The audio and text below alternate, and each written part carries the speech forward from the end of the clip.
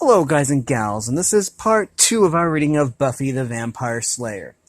Let me just get the information here. It says, it is a novelization by Richie Tankersley Cusick, and based on a screenplay by Joss Whedon. I believe that Kristen Swanson and I don't remember who else was in the movie. But anyways, this was actually a movie that I saw in the theaters when it first came out. And then later it spawned the Sarah Michelle Gellar. I almost said Melissa Joan Hart. That was Sabrina, not Buffy. Anyways, I'm just untangling some cables here. Okay, now I think that we're ready. Anyways, as always, we'll go over the copyright information. Pretty sure this said that I could reproduce it in any form, so maybe I'll make it into a miniseries or something. Kidding, I'm not. Says here, trademark and copyright 1992 by 20th Century Fox Films, all rights reserved. Again, the cover is copyright, all rights reserved, including the right to reproduce this book or portions thereof in any form whatsoever. So, unless I'm misunderstanding copyright law, I'm pretty sure that this is okay. So, in the last episode, it was the first one, so in the first episode, we met Buffy and her friends, who seem to be kind of worldly and, kind of like Valley Girl-ish. Kind of airheaded. But anyways, it was just a mentality back then. Anyways, we also met the football team, and Griller, I believe his name was Griller?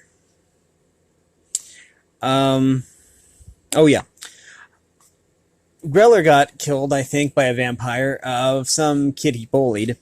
And, so yeah. Also, Buffy had a weird dream about a past life as a vampire slayer, apparently. So, anyways, let's get this underway. It's been 2 minutes already, and we haven't said anything. In a secret place in a dark and cavernous chamber, torches flickered eerily from walls of hewn rock, throwing macabre patterns of light and shadow deep into fathomless corners.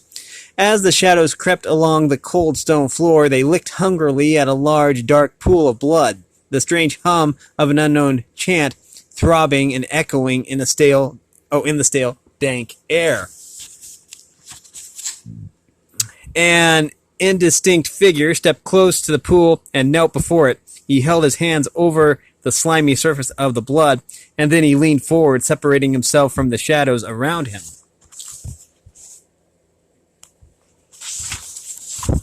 That was a short chapter. Sleep, my master, my own, Emmeline hissed. Sleep and feed. I have already begun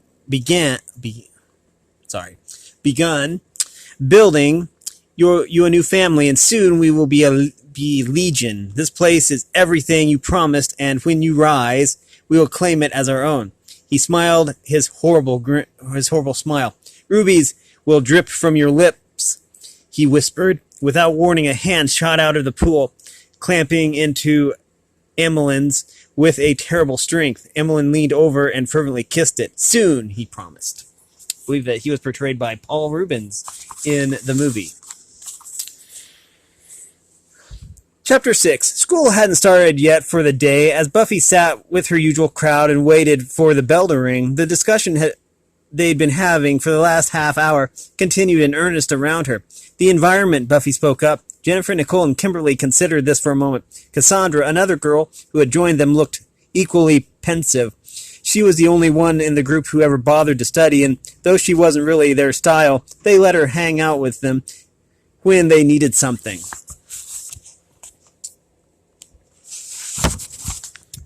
Endangered animals? Nicole suggested. Kimberly groaned. Oh, please. Are there any good sicknesses that aren't too depressing? Jennifer asked. Guys, the environment, Buffy persisted. I'm telling you, it's totally key. The Earth is in terrible shape. We could all die, and besides, Sting's doing it. I thought he was doing Indians, Kimberly said and looked puzzled. They all glanced up at Jeffrey and as Jeffrey and Andy arrived, Jeffrey sat down behind Buffy, and she snuggled back into his arms. "Hey there," Jeffrey grinned, and Buffy smiled back at him. "Hi." "Hi, Jeffrey," Jennifer said shyly. Andy's eyes swept quickly around the group. "What you guys doing?" "The senior dance," Nicole tapped her head. "We need to come up with a theme." "A theme? How about the themeless dance?" Jeffrey said and laughed. Andy looked straight at Buffy. "New dreams, new horizons, new boyfriends. Possible thought?" "Stay away from my girl," Jeffrey groaned, teasing, and then to Buffy, "Sorry, honey, my woman." "Guys," Kimberly sighed, try new Clue Flakes." "It has to be like a socially conscious theme," Buffy reminded them. Cassandra nodded seriously and began to read from a memo. "One that reflects the students' growing awareness of the involvement in the world around them." Jeffrey and Andy groaned in unison. "Downer." "I still say the environment," Buffy said stubbornly. "That's my suggestion." "Okay," Kimberly shrugged. "So, what are the most immediate threats to the world environment right now?" Cassandra asked. Her pen was poised over her paper, ready to list their options. She looked as though she already knew what the answer was, but was waiting to see what they came up with. As she regarded them in total silence, the others looked at each other uncomfortably. "Well, litter?" Jeffrey volunteered. "Litter, yeah," echoed Andy, beaming. Everyone but Cassandra was impressed by this. Jeffrey nodded at her eagerly. "Write that down." "Okay, what else?" Jennifer prompted. There we go. "Forest fires," Nicole piped up. Andy thought out loud. "Communism?" "Bugs," Buffy said. Cassandra offered hopefully. "Okay, guys, how about the ozone layer?" "Oh, yeah," Kimberly brightened. "Right," Nicole echoed. "We got to get rid of that," Buffy agreed. "That's right." They all looked up as the bell rang, and kids started off to class. "Let's meet tonight, okay?" Kimberly said eagerly. "Cafe Blaze?" "Cool," Nicole nodded. "We can figure out decorations and stuff." Buffy hesitated. "I don't know," she said slowly. "I really want to get a head start on my homework." There was a long moment of silence. Everyone stared at Buffy. Buffy gazed back at her friends, then suddenly burst out laughing, and the others joined in, relieved. The group headed into the school, and Nicole glanced at Buffy, shaking her head in admiration. "I love that one." "Yeah," Buffy said proudly, "but you tell it better." Chapter 7. Cafe Blaze was a favorite spot for teenagers to hang out. A fa 50s diner. It was always bright with lights and noisy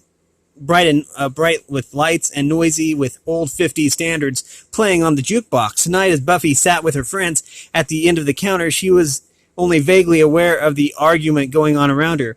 Beyond the diner windows, the night seemed uneasy, expectant somehow, watchful behind flickering shadows and curling gray mist. "I don't see why we have to invite everyone," Kimberly said irritably. "Kimberly," Buffy sighed, focusing her mind. "Back to the issue at hand. It's the senior dance." Nicole nodded in her defense. "If we don't invite all the seniors, we can't use the school funds. You know that." "Can't they make exceptions?" Kimberly persisted. "Marianne Heinel?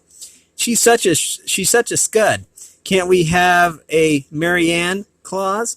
Nicole straightened up, her eyes on the doorway. "Well, look who's here." As the girls turned around, they recognized the two weird guys who sat behind them at the movie theater. The pair staggered along the aisle and sat down next to Buffy. Slowly, they began pooling their money on the counter. They looked in dismay as the meager results, mostly pennies. $2.50. The tall lean boy in the long black coat shook his head.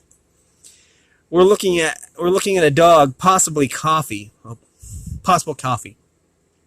Frowning, he shoved his hand in the pocket of his coat and dug deep, finally producing a quarter. "It's coffee," he said triumphantly. "Amazing," the shorter one nodded his shaved head. Kimberly leaned in close to her friends. "Smell much?" she remarked, her voice lowered. "Not much," Nicole grimaced.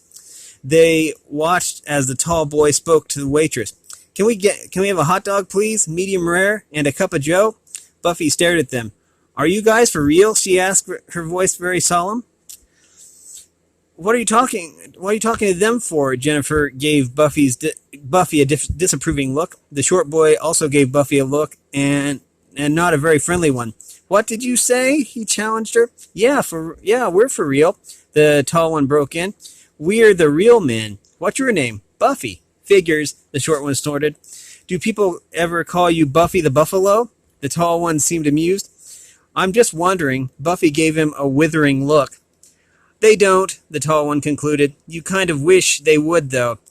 Witte, Kimberly mumbled. I'm sorry, the tall one said, bending forward to see much better. I'm Pike. This is Benny. There's a place called Benny's Pizza that's pretty good. Pike isn't a name, Kimberly sounded. Bored. It's a fish. The tall boy straightened up. Hey, wait a minute. You're the guys from the movie, Benny burst out. We hate you guys, Pike added good-naturedly. Together the girls made loud, sarcastic noises as if their hearts were breaking. You guys were way rude, Pike shook his head at them. It was shocking. You just snuck in anyways, Nicole fired back. So you have to ruin the movie for us? You know other people have feelings too. Kimberly rolled her eyes.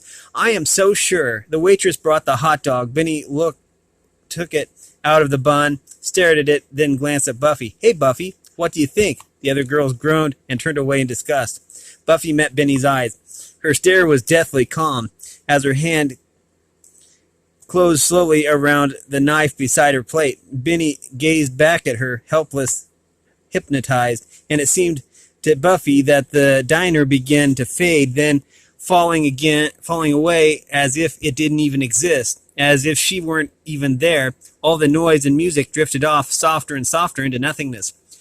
Startled, Buffy moved in her seat.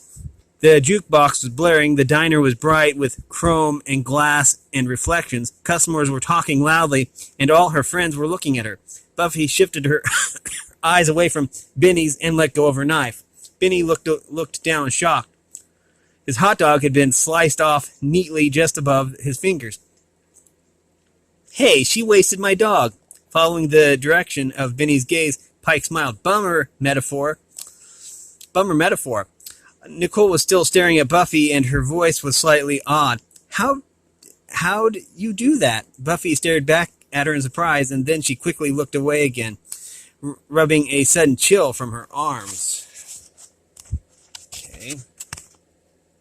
36. 38, okay. Chapter 8.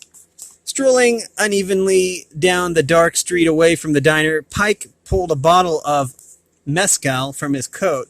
He took a long swig and handed it over to Benny. The bottle passed back and forth as the friends continued along. They were so busy drinking and talking that they never once noticed the shadowy figure following them in the fog. I'll have it running in a week, Pike said, almost wistfully. It'll be a beauty. It just needs new shocks, you know, brake pads and an engine, and some wheels. It'll be totally cherry. Benny nodded and gulped down some of the bottle. When you get your car together, man, let's bail. Get away from this town. These rich girls, they're a plague, man. They've got to be stopped. Pike glanced over deadpan. You didn't like them? They're all the same. They're all so stuck up. They're not even human. I hate them. Would you go out with them? Yes, definitely. Please. Well, there it is, isn't it? Pike said philosophically. You don't even like them and you'd go out with them. What's that all about? I got a news flash, man. Another shot of this and I'll even go out with you. Oh yeah, and then you'll never call me. They came to the edge of a steep incline overlooking the valley below. A waist-high concrete wall rose out of the earth, and the boys stood there for a moment beneath a huge tree, both of them peering off into the quiet night. Pike finished the mezcal, ate the worm, and chucked the bottle over the wall. A long moment passed before they heard the shattering of glass. Okay, let's see what's there.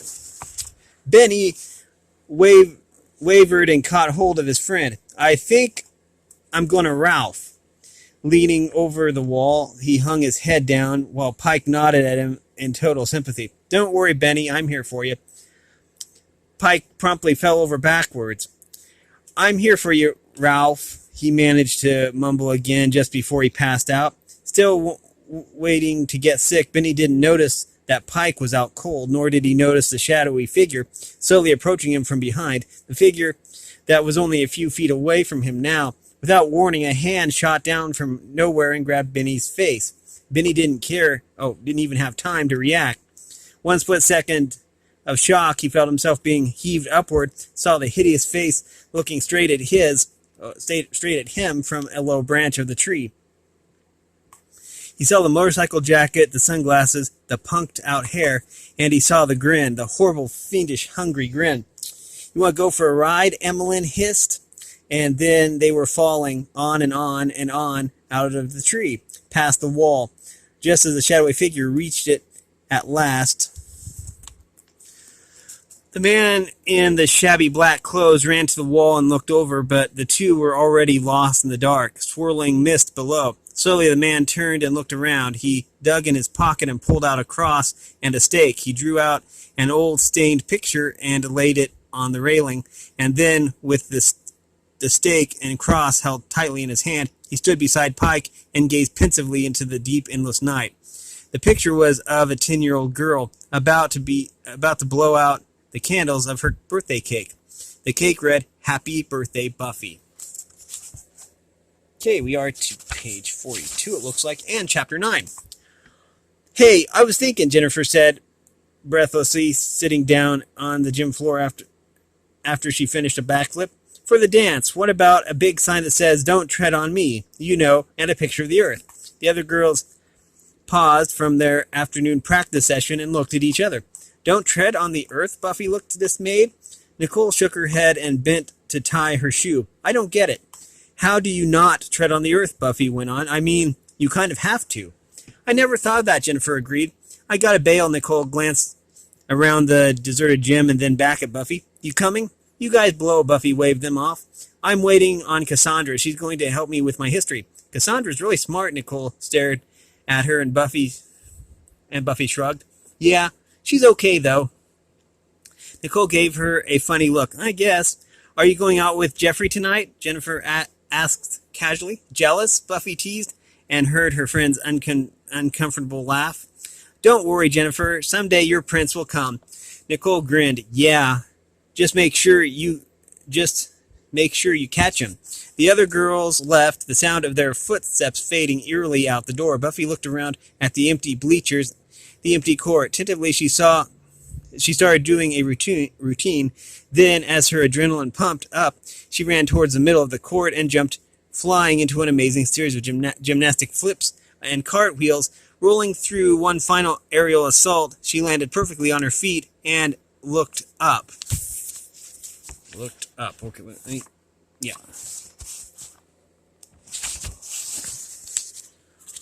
The man was standing right in front of her, only inches away. He wore black, shabby clothes like a rumpled priest. Buffy screamed and jumped back. "Where did you come from? You scared me to death." "I'm sorry," he said politely. That was impressive, the tumbling. His accent was formal and clipped, very British. "What?" Buffy stared at him. Her fear fading now, eased into bewilderment. "Oh, I used to do gymnastics. Are you looking for someone?" "I'm looking for you, actually." "Am I in trouble or something?" "Not at all. My name is Merrick. I was sent to find you some time ago. I should have found you much sooner, but there were complications. You should have been prepared." Buffy narrowed her eyes. "What are you talking about?" "I've searched the entire world for you, Buffy." "Why?" "To bring you your birthright." "My birthright?" Her expression was more confused than ever. "You mean like a trust fund?" Merrick only stared at her. "I had a trust fund from my great-grandfather," Buffy mused, thinking back. "Or maybe it was an inheritance, 'cause he's dead and I spent it on shoes." "You must come with me," Merrick said, calmly. It's much too late already. You must come with me to the graveyard." "Wait a minute. My birthright is in the graveyard?" "Later. Not. Wait. You're one of those dirty old men that like attack girls and stuff," Buffy declared, stiffening indignantly. "Forget you. My boyfriend is going to be here in about 30 seconds, and he's way testy." "You don't understand," Merrick tried to explain. "You have been chosen to go to the graveyard. Why don't you take the first runner-up, okay? You must believe me. You must come with me. Well, there's still time. Time to do what? To stop the killing, Merrick said flatly. To stop the vampires. Buffy's mouth opened in surprise. She regarded him for a long, long moment. Okay.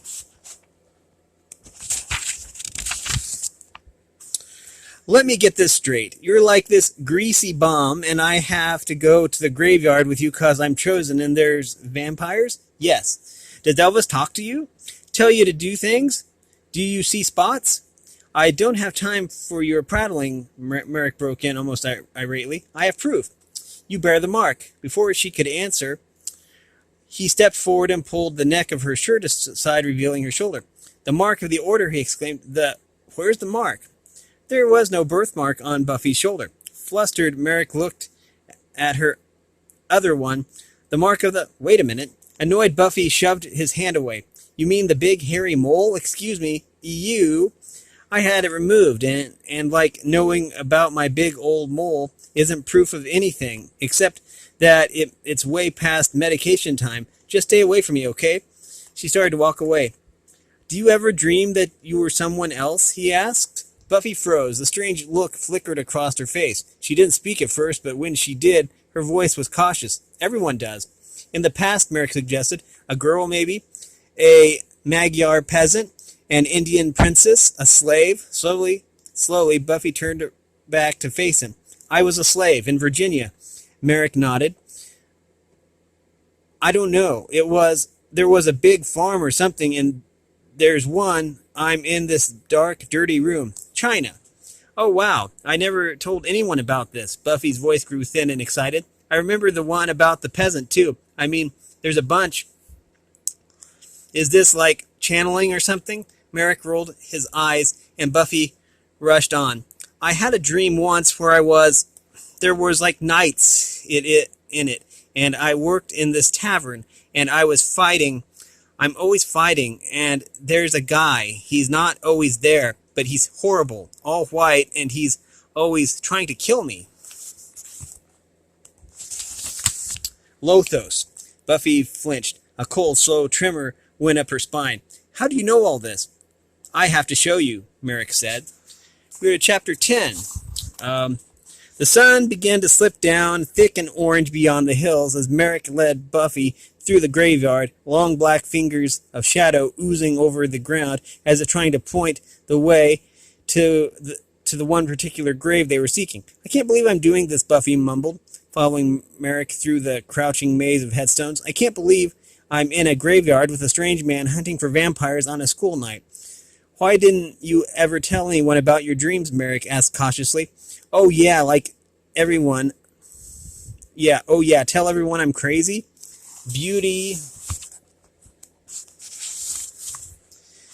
idea. She paused and gave a slight wince. Ow. Feeling a little pain, Merrick looked at her intently, knowingly. None of your business. You're so nosy. This is it. Abruptly, Buffy stopped, only to realize that she was standing on a freshly dug grave. Leaning down, she squinted through the gloom to read the headstone. Robert Berman, 1972 to 1990. God is at his heels. Robert Berman was killed 3 days ago, Merrick's voice echoed ghostly in the heavy silence of the dead. The body was found in the bushes out by the canal. Extensive tissue damage tearing at the neck and shoulders. Coroner thinks it was a dog. You sit here. He pointed on a plot of ground about 8 feet from the end of the grave. Buffy sat and leaned against another stone marker, watching as Merrick reached into his jacket. To her surprise, he pulled out a stake and a cross, then handed the cross to her. Wait a minute, Buffy started to get up, but Merrick's touch was reassuring. Just for protection. You won't have to do anything. I just need you to watch. All right. What do we do now? We wait for Robert to wake up. Merrick went over to the dead boy's headstone and crouched beside it. Do you have a gun? Buffy asked nervously. She looked around at the thickening shadows just as the last glimmer of sun disappeared behind the hills. Darkness had settled over the school as Cassandra stood waiting for Buffy. She checked her watch again and frowned. The schoolyard had been deserted for a long time now, but just to make certain, she let her eyes make one last thorough sweep of the area. Buffy must have forgotten, she decided. I might as well go home. She headed across the empty parking lot towards her car, taking her key out of her purse and slipped it into the lock on her door. And then she stopped. Something rustled beside her, very softly. Slowly, Cassandra turned around.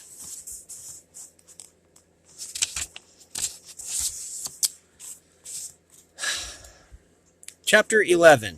Buffy fidgeted. Nothing seemed real to her anymore. None of this graveyard business, this vampire nonsense, this silly old man crouching there in position beside the headstone. She played with her fingernails and watched as Merrick tilted his head and listened. And then she heard it too, a low moan trembling under the ground. Buffy sat up straight, holding the cross to her. The moan became louder, until it was almost a scream. But the next sound was the worst of all. Fingers scraping wood splintering, something digging, clawing its way out. Buffy looked at Merrick, stunned. They didn't have long to wait. As fingers suddenly broke through the ground, the moan became a triumphant hiss. For an interminable second, the hand held itself stiff in the open air, and then the fingers bent and clutched at the earth. Robert Berman burst halfway out of his grave like a macabre jack-in-the-box, his face filthy and dead white. As he spotted Buffy in front of him, he bobbed towards her with a crazed grin, stretching and straining for her neck. Merrick dropped down behind Robert and grabbed him. Through a haze of terror, Buffy saw Merrick raise the stake, but she couldn't seem to move. Without warning, a pair of arms shot up through the grave right below Buffy. Horrified, she felt rotting hands clamp ruthlessly onto her and drag her down. As she struggled to lift her head from the ground, the vampire face of a young woman emerged next to her, grinning at her from the crumbling earth. Buffy shrieked and fought to break away. Merrick looked up, momentarily distracted by Buffy's scream, and Robert saw his chance. Furiously, he threw Merrick off and pulled himself swiftly out of the grave. As Merrick fell to the ground, the stake went flying. Buffy wrenched out of the woman's grasp, scrambled to her feet, and started to run. As she felt the woman grab her again, she suddenly remembered the cross in her hand. Spinning around, she thrust it against the vampire's forehead. There was a horrible sizzling sound and the smell of burnt flesh, and then the creature fell to the ground, screaming in agony. "Bye now," Buffy said breathlessly, and again she took off. Several feet away, Merrick and Robert were still struggling. Robert lifted Merrick by the shoulders, his lips drawn back into a sneer as he prepared to bite. A stake exploded through the front of his chest, driven clear through from the back. He fell forward, and a look of shocked disbelief. Buffy stood behind him and watched him die. "Where's the other one?" Merrick asked, urgently picking himself up off the ground. Before Buffy could finish, the woman leaped at her, shrieking in rage, twisting violently. Buffy managed to disentangle herself as Merrick produced yet another stake and threw it to her. We're going to have to stop that here, as exciting as this is. We're going to pick this up where we left off. We've been reading from Buffy the Vampire Slayer. If you like this content, then make sure you like and subscribe and ring the bell so you know when I upload. Also, if you want to support me in any way, all the information will be in the description below. As always, thanks for watching, everyone, and have a great day.